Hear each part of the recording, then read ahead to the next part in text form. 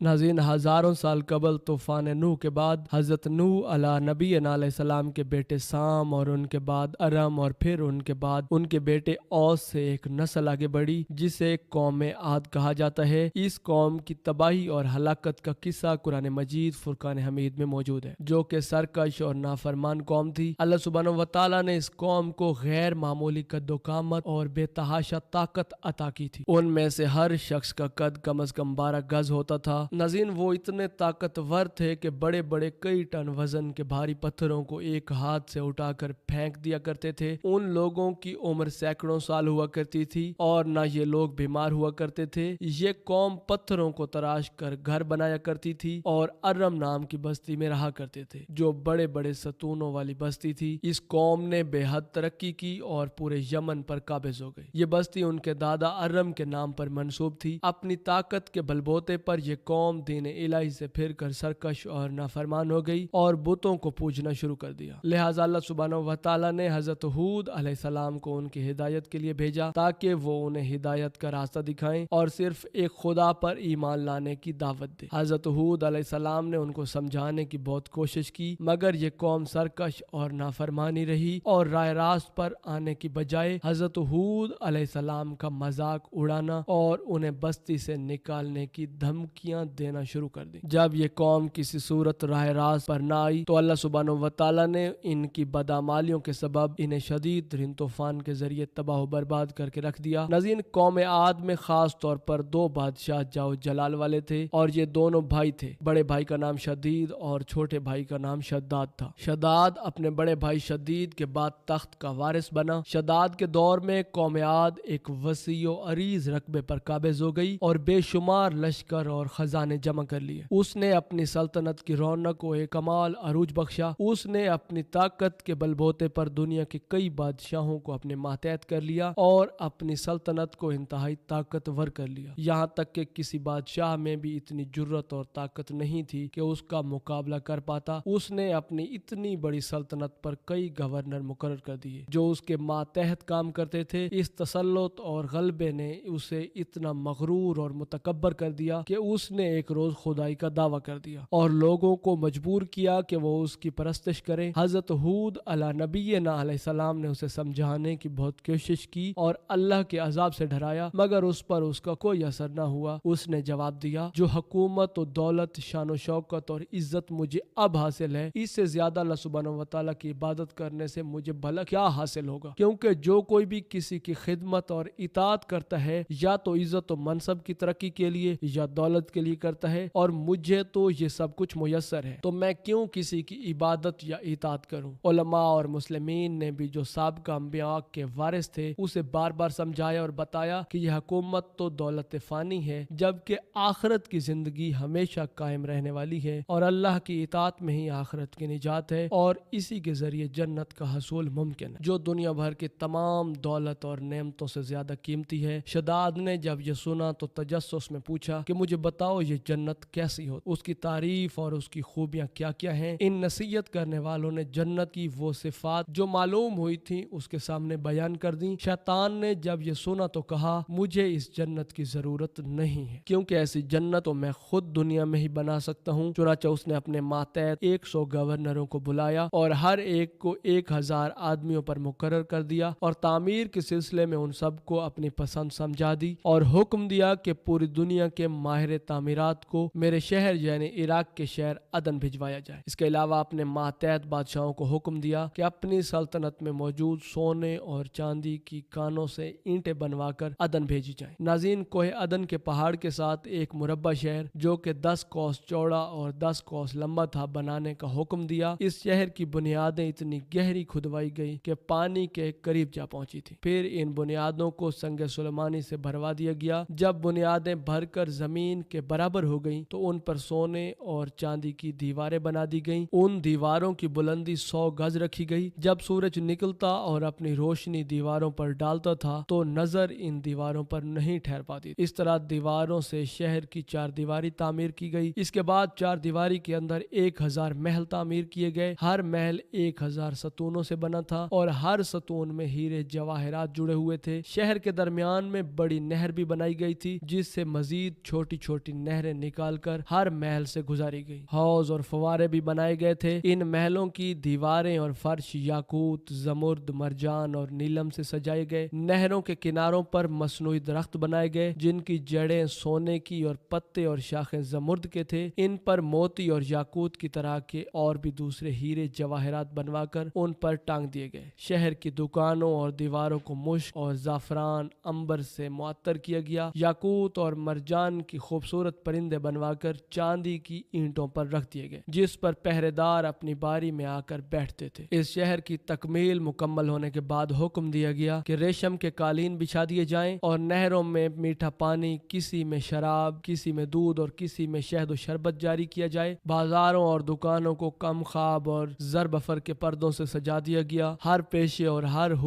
पेशे और हर हुनरमंद अफराद को हुक्म दिया कि वो अपने अपने कामों में मशगूल हो जाएं और इस शहर के बसने वालों के लिए हर किस्म के फल और मेवे पहुंचाने का इंतजाम करें। ये शहर 12 साल की मुद्दत में बनकर तैयार हो गया। लिहाजा शद्दाद ने अपने तमाम उमरा और दौलतमंद हुक्मरानों को हुक्म दिया कि सब इस शहर में आकर आबाद हो जाएं और फौरन अपने लाओ लश्कर के हमरा इंतहाई तकब्बुर और गरूर के साथ इस शहर की जानिब रवाना हूँ। नज़ीर बाज़ उलमा और नसीहत करने वाले लोग भी इसके साथ थे। उनसे कहता रहा, ऐसी जन्नत के लिए तुम मुझे किसी और खुदा के आगे झुकने और जलील होने का कहते थे। मेरी कुदरत और ताकत का अब तुम्हें अच्छी तरह से अंदाजा हो गया होगा। नज़ीर उस जमाने में लोग बहुत लंबी उम्र पाया करते थे। हजरत नूह अलैहिस्सलाम 900 साल तक जिंदा रहे। लिहाजा शद्दाद को भी बताया गया था कि वो भी उतना ही अरसा जिंदा रहेगा। लिहाजा वो अपनी इस बनाई गई जन्नत में पहुंचे और मौत से पहले अपनी बकिया जिंदगी इसमें गुजारने के लिए बहुत ही बेचैन था। नज़ीर जब शद्दाद इस शहर के करीब पहुंचा तो तमाम शहर के लोग उसके इस्तकबाल के लिए शहर के दरवाजे पर उसके मुंतजिर उस पर सोने और जवाहरात निछावर करने लगे। इस मुतकब्बिर, अना अंदाज और शान शौकत से चलते हुए जब वो शहर के दरवाजे तक पहुंचा तो अभी उसने घोड़े की रकाब से एक पाँव निकाल कर दरवाजे की चौखट पर रखना ही चाहा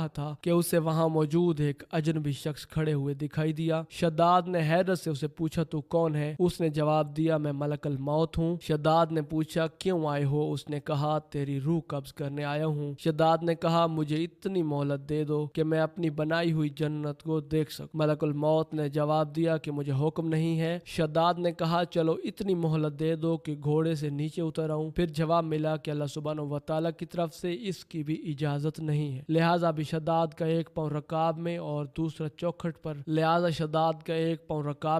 और दूसरा चौखट पर पहुंचने से पहले ही मलकुल मौत ने उसकी रूह कब्ज कर ली। उसके बाद हजरत जिब्राइल अलैहिस्सलाम ने बड़े जोर से एक हौलनाक चीख मारी जिसके नतीजे में ये तमाम शहर अपनी आलीशान सजावट और शान शौकत समेत इस तरह रेजा रेजा और तूफान ज़दा हो गया कि जमीन में समाया हुआ था। उसका नामो निशान तक बाकी न रहा। नाज़रीन, कुरान करीम में इस शहर के बारे में कुछ यूं बयान हुआ है, वो जो अरम थे बड़े सतूनों वाले और शहरों से उसके मानद कोई शहर शानदार न था। शद्दाद और उसके शहर की हलाकत के बाद वो शहर लोगों की नजरों से ओझल हो गया, मगर कभी कभार रात के वक्त उस शहर अदन और उसके इर्द गिर्द के लोगों को उसकी रोशनी और झलक कभी कभी नजर आ जाती है जो शहर की दीवारों की है। हजरत अब्दुल्ला बिन कुलाबा रज़ियल्लाहु ताला अन्हुमा जो एक सहाबी थे, एक बार इत्तेफाक से वहां चले गए। अचानक आप एक जानिब निकल गए और उस शहर तक जा पहुंचे। वहां 2 बड़े दरवाजे मौजूद थे जो किसी शहर के मालूम होते थे। जब वो अंदर दाखिल हुए तो मंजर देखकर बेहोश होकर गिर पड़े। होश आने पर आप सोचने लगे कि शहर की सूरत हाल वही नजर आती है जो हजूर नबी रहमत सल्लल्लाहु अलैहि वसल्लम ने हमसे शद्दाद की जन्नत के बारे में बयान किया था, और सोचने लगे कि क्या ये ख्वाब है या हकीकत है। इसी हालत में वो शहर में मजीद अंदर गए जिसमें नहरें और दरख्त जन्नत की तरह थे, मगर वहाँ कोई भी इंसान नहीं था। आपने वहाँ पड़े हुए कुछ जवाहरात उठाए और वापस चल दिए। नाज़रीन, रिवायत है कि हजूर नबी रहमत सल्लल्लाहु अलैहि वसल्लम ने फरमाया कि मेरी उम्मत में से एक आदमी इसमें जाएगा और वो छोटे कद और सुर्ख रंगत का होगा। उसके आबरू और गर्दन पर 2 तिल होंगे और वो अपने ऊंट को ढूंढता हुआ उस शहर में जा पहुंचेगा और उस शहर के अजायबात को देखेगा। नाज़रीन, ये तमाम निशानियां हजरत अब्दुल्ला बिन कुलाबा रज़ियल्लाहु ताला अन्हुमा में देखी गई। नाज़रीन, ये शानदार वाकया उन लोगों के लिए मिसाल है जो ये समझते हैं कि वो अल्लाह सुब्हानहू व तआला की ताकत और शान का मुकाबला कर सकते हैं और दौलत और ताकत के नशे में इतने मगरूर हो जाते हैं कि खुद को खुदा समझ बैठते हैं और फिर अल्लाह रब्बुल इज्जत उन्हें इतना बेबस और मजबूर कर دیتا ہے کہ وہ اپنی ہی بنائی ہوئی جنت میں بھی قدم نہیں رکھ پاتے۔ بے شک انسان کا مال بھی اس کے لیے فتنہ ہے۔ ایسے لوگوں کے لیے اللہ سبحانہ و تعالیٰ نے قرآن مجید فرقان حمید میں ارشاد فرمایا ہے، مگر انسان سرکش ہو جاتا ہے جبکہ وہ اپنے تین سخی دیکھتا ہے، کچھ شک نہیں کہ اس کو تمہارے پروردگار کی طرف ہی لوٹ کر جانا ہے۔ ناظرین، سوشل میڈیا پر کافی وقت پہلے سے یہ خبر گردش کر رہی ہے کہ ایران مڈل ایسٹ میں اسرائیل کے بعد دوسرا اور اسلامی ملکوں میں پاکستان کے بعد دوسرا ایٹمی ہتھیار رکھنے والا ملک بن گیا ہے۔ اس دعوے کے ثبوت میں عالمی میڈیا کا یہ دعویٰ ہے کہ ایران نے اس سال دوسری مرتبہ اسرائیل کے مختلف شہروں پر ڈائریکٹ 180 راکٹ سے حملہ کیا، جو کہ اس کے مطابق حزب اللہ کے لیڈر سید حسن نصر اللہ، حماس کے لیڈر اسماعیل ہنیہ کی شہادت اور غزہ کے معصوم لوگوں پر ظلم کا بدلہ تھا۔ لیکن اس حملے کے بعد اسرائیل کی ممکنہ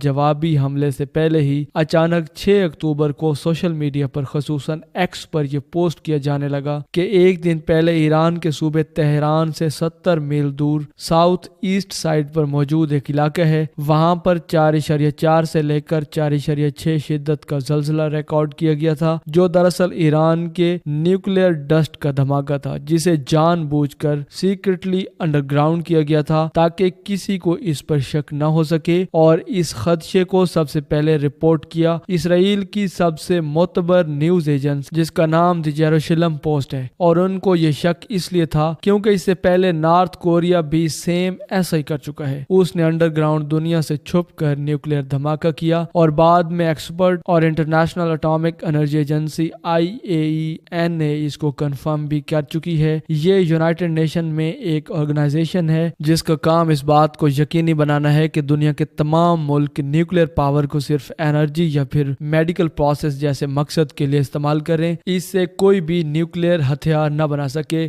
ورنہ دنیا کا امن تباہ ہو جائے گا۔ بس جو ملک پہلے بنا چکے ہیں وہی کافی ہیں، اور اگر کوئی نیا ملک ایسی کوشش کرے گا تو دنیا کے تمام ممالک مل کر اس پر پابندیاں لگا سکتے ہیں اور اس کو اکیلا کر سکتے ہیں۔ اس کے علاوہ یونائٹڈ نیشن بھی مل کر اس پر حملہ کر سکتی ہے۔ اس ادارے کا کام اپنے ماتحت ممبر ملکوں کے کیمرہ اور سیٹلائٹ سے نگرانی کرنا، اور اس کے علاوہ یورینیم کی خرید و فروخت کے ریکارڈ کو مینٹین کرنا، یعنی وہ کون سا مٹیریل اور کیسا مٹیریل استعمال کر رہے ہیں، اس کے ریکارڈ کو بھی دیکھنا شامل ہے، اور اس کے علاوہ نیوکلیئر سائٹس کے پاس موجود ہوا، پانی اور مٹی میں موجود ان کے اثرات کو چیک کرنا، ان ممالک کی انڈکلیئرڈ سائٹس کو بھی اچانک سے وزٹ کرنا اور انٹرنیشنل کمیونٹی کو اس سے خبردار کرنا اس کا کام ہوتا ہے، اور ایران بھی اس آرگنائزیشن کا ایک ممبر ہے۔ لیکن یاد رہے کہ ایران کے معاملے میں IAEA نے اب تک ایسا کوئی بیان نہیں دیا، حالانکہ میڈیا پر یہ بار بار رپورٹ بھی ہو رہا ہے۔ میڈیا کے مطابق اس زلزلے سے صرف 2 گھنٹے پہلے ایران نے اپنی ایروسپیس کو ہر طرح کی ٹریفک کے لیے بند کر دیا تھا، اور دوسرا ایران کے سپریم لیڈر آیت اللہ العظمہ سید خامنئی نے بھی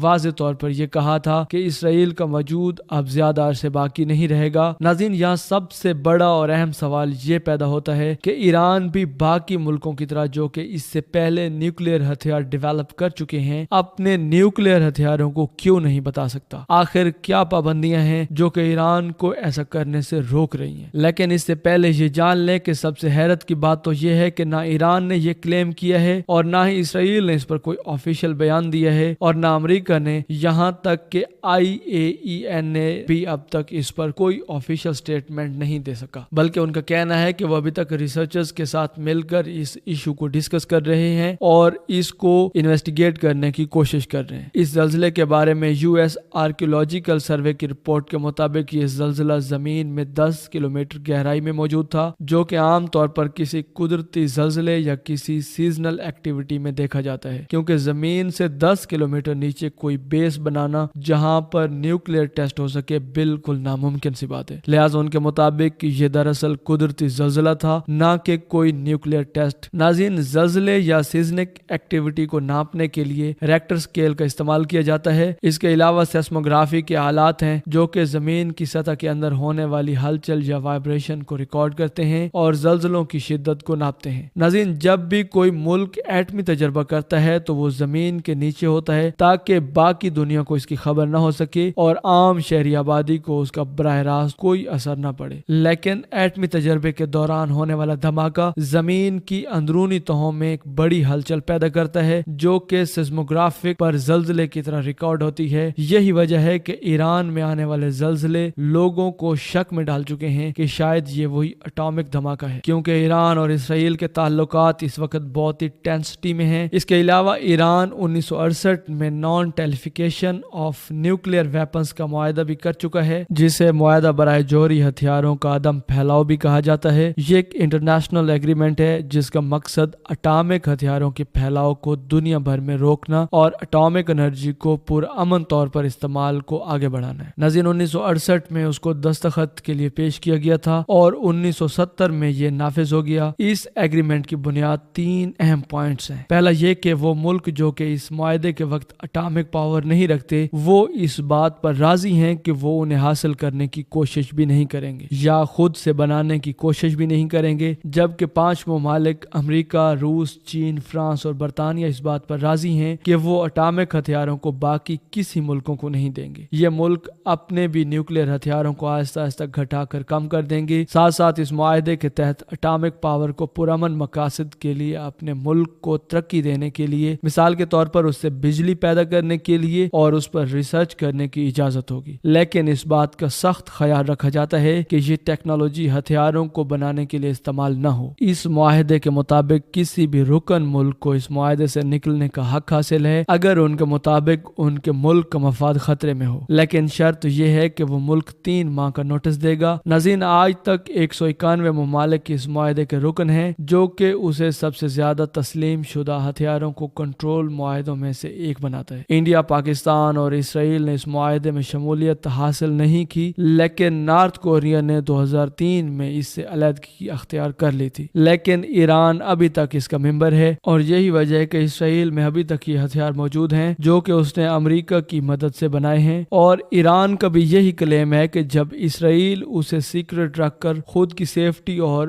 مڈل ایسٹ میں اپنی چوہدراہٹ قائم رکھ سکتا ہے تو ایران اپنے ڈیفنس کے لیے ایسا کیوں نہیں کر سکتا؟ اس لیے اس نے بھی سیکرٹلی اس پر کام شروع کیا، جس کی وجہ سے امریکہ اور اس کے اتحادیوں نے ایران پر کئی دہائیوں سے ٹائم ٹو ٹائم کئی بار پابندیاں لگائیں اور ان کو مزید سخت بھی کیا۔ ناظرین، اسی مقصد کے لیے 2015 میں ایران اور امریکہ کے درمیان ایک نیوکلیئر ایگریمنٹ بھی کیا گیا، جسے joint comprehensive plan of action بھی کہا جاتا ہے۔ یہ ایک ہسٹوریکل معاہدہ تھا جس کا مقصد ایران کو نیوکلیئر ویپن بنانے سے روکنا اور اس کے بدلے ایران پر عائد معاشی پابندیوں کو ہٹانا تھا۔ یہ ایگریمنٹ ایران اور P1+5 گروپ یعنی امریکہ، برطانیہ، فرانس، روس، چین اور جرمنی کے درمیان طے پایا، اور اس میں لکھا گیا تھا کہ ایران نے یورینیم کے ذخیرے کو 300 کلو گرام تک کم کیا، جو کہ 15 سال تک برقرار رہے گا۔ اس معاہدے کے مطابق ایران نے اپنے نیوکلیئر ری ایکٹر کو دوبارہ سے ڈیزائن کرنے پر اتفاق کیا تاکہ ہتھیاروں کے قابل پلوٹینیم کو پیدا نہ کر سکے۔ اس کے علاوہ اسی معاہدے کے تحت ایران نے اپنے ملک کے اندر IAEA کے لوگوں کو بھی رسائی دینے پر رضامندی ظاہر کی، جو کہ اپنی مرضی سے کسی بھی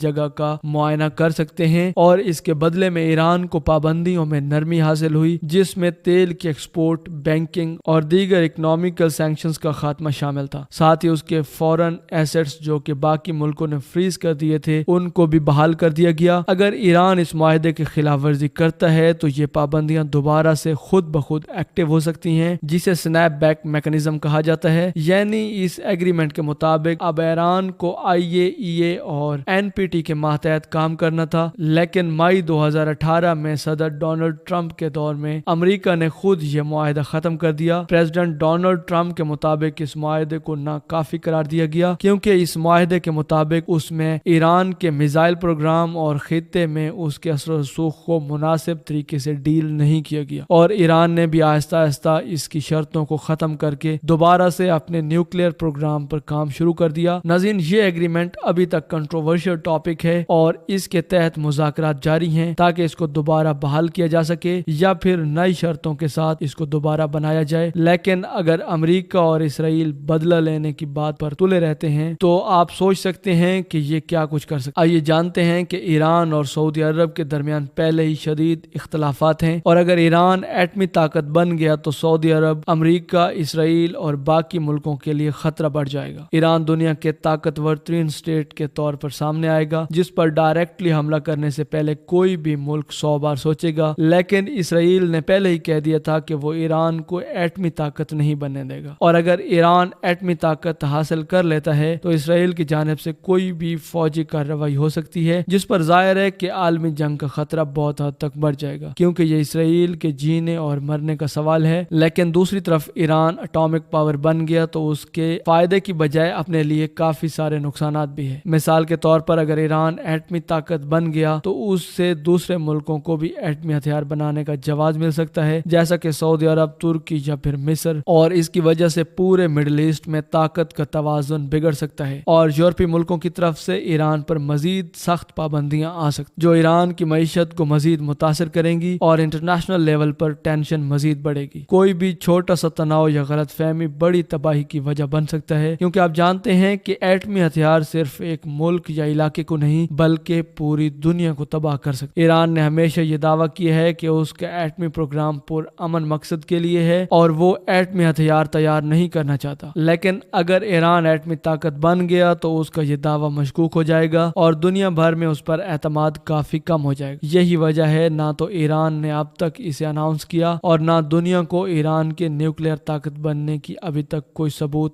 ملے ہیں۔ دونوں طرف صرف اور صرف خاموشی ہے، لہٰذا کوئی آفیشیل سٹیٹمنٹ آنے تک یا پھر کوئی کنفرم ہونے تک اسلامی ملکوں کی طرف سے کوئی خوشی منانا یا مبارکباد دینا بلا وجہ ٹائم کا ویسٹ کرنا ہوگا، اور جو کچھ نیوز چینل اس پر رپورٹ کر رہے ہیں وہ دراصل سنی سنائی باتیں ہیں اور یہ سب اندازوں اور مفروضوں پر مبنی خبریں ہیں۔